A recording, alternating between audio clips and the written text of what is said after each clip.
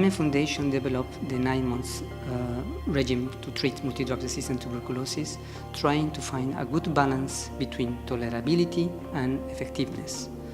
Dr. Armand Van Duyn, who was in the Bangladesh project, mixed drugs available that were not totally recommended by WHO in order to find a good balance in tolerability and to have more powerful combination. So from a series of combination of regimes that started in 1997 to the year 2005, he managed to find good combinations of TB drugs. Multi-drug-resistant tuberculosis is spread by the air, and bacteria become resistant if the treatment is misused or mismanaged, which means if the patient didn't take the full course of treatment or is not regularly at treatment, or the health worker doesn't prescribe the full length of the treatment or the wrong dose or the wrong length of the treatment, then the bacteria becomes resistant. Also, if the patient has previously had tuberculosis, the risk is higher. And if you live in an area where MDR, multi-drug-resistant tuberculosis, is common, you get more chance to get it. Tuberculosis is spread by the air, which means if a person is speaking, sneezing, coughing, or singing, you can get it from that. And it's not spread by shaking hands, kissing, sharing food and drinks, or sharing toilets or linen beds. First time I was involved in treating multi-drug-resistant tuberculosis was in Burundi.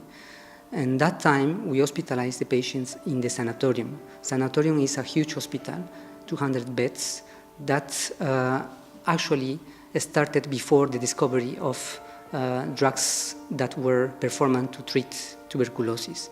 So the concept was to hospitalize patients, to have good air, and to have good nutrition and to have good rest in order to cure tuberculosis. Damien Foundation started treating MDR patients in Bangladesh just under pressure of the nurses there. The nurses and Armand Van Duyn, they were saying, we have those young people there, they failed the first-line treatment, they're going to die, they want to live, they have families, we have to do something. So that convinced us. There is much of rejoicing at WHO news that endorsed the 9 months Bangladesh regime, because it shows that the work of the health workers committed to treat multi-drug-resistant tuberculosis finally achieved to be recognized by the entire world, and also provide new hope for the multi-drug-resistant tuberculosis patients to be cured and to prevent deaths. Usually when MDR-TB treatment starts in a country, it's hospitalized. But we see that all these months of hospitalization really make people suffer, economically, socially. So more and more, after maybe some initial hospitalization, countries start going to decentralize it to the community.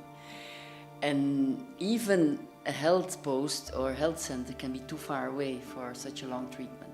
So the idea is to train community health volunteers, buddies, that can encourage that difficult treatment so the patient continues to take it till the end without having to stay in a hospital or travel every day 10 kilometers to the health center.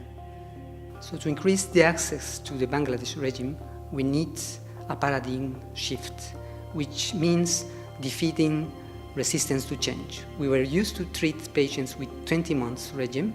Now we have new drugs and we have to develop capacity for this. So first thing is to disseminate evidence that this 9 months regime actually works. Second is capacity building, training health workers.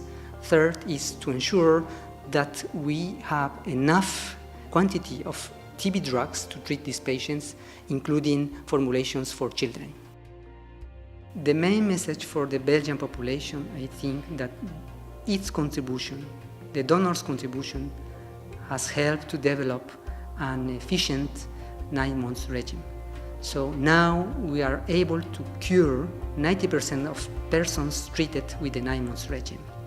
So again, multi-drug-resistant tuberculosis can be cured and deaths can be avoided. That's the message for everybody.